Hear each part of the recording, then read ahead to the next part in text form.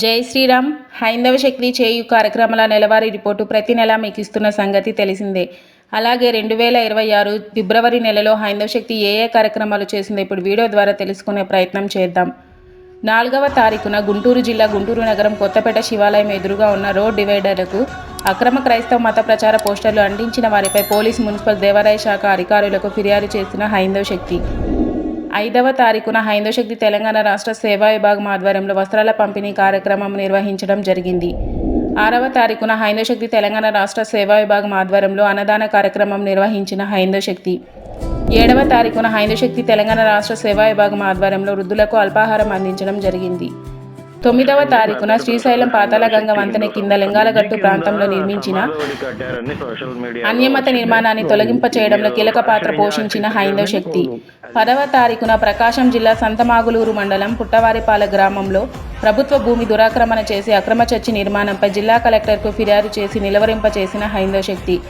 11వ తారీఖున హైందవ శక్తి మరో ఘన విజయం. గుంటూరు నగరం కొత్తపేట శివాలయం ఎదురుగా డివైడర్స్కు అంటించిన అక్రమ క్రైస్తవ మత ప్రచార పోస్టర్లు తీయించిన హైందవ శక్తి. 12వ తారీఖున జిల్లాల వారీగా హైందవ శక్తి ప్రతినిధులు 101 వారాలుగా స్వాతంత్ర సమరయోధుల కరపత్రాలను పంచడం జరిగింది. 17వ తారీఖున గుంటూరు పట్టణంలో విచ్చలవిడిగా అంటించిన అక్రమ క్రైస్తవ మత ప్రచార సభల పోస్టర్లపై తగిన చర్యలు తీసుకోవడంలో విఫలమైన మున్సిపల్ శాఖ అధికారులపై జిల్లా కలెక్టర్కు ప్రజా ఫిర్యాదుల పరిష్కార వేదిక ద్వారా ఆన్లైన్ ఫిర్యాదు చేయడం జరిగింది.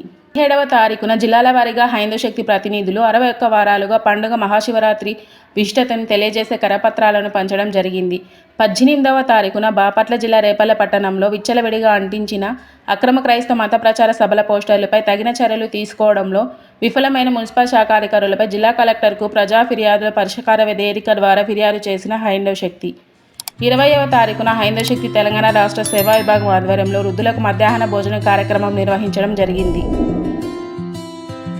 24వ తారీఖున శ్రీ శైవక్షేత్ర వనితా శక్తి ఇంటర్నేషనల్, ధర్మో రక్షిత రక్షితి ట్రస్టు మరియు వాసవి ఇంటర్నేషనల్ మహిళా పరివార ఆధ్వర్యంలో శైవక్షేత్ర పీఠాధిపతి శివస్వామి వారి అధ్యక్షతన జరిగిన వనితా శంఖారావం కార్యక్రమంలో పాల్గొన్న హైందవ శక్తి ప్రసాద్ గారు. 25వ తారీఖున హైందవ శక్తి తెలంగాణ రాష్ట్ర సేవా విభాగం ఆధ్వర్యంలో మానసిక వికలాంగులకు మధ్యాహ్న భోజన కార్యక్రమం నిర్వహించిన హైందవ శక్తి. ఇలాంటి మరెన్నో కార్యక్రమాలు చేస్తూ మరింత ముందుకు వెళ్ళాలని మనమందరం మనస్ఫూర్తిగా కోరుకుందాం. జై హైందవ శక్తి, జై హింద్, జై భారత్.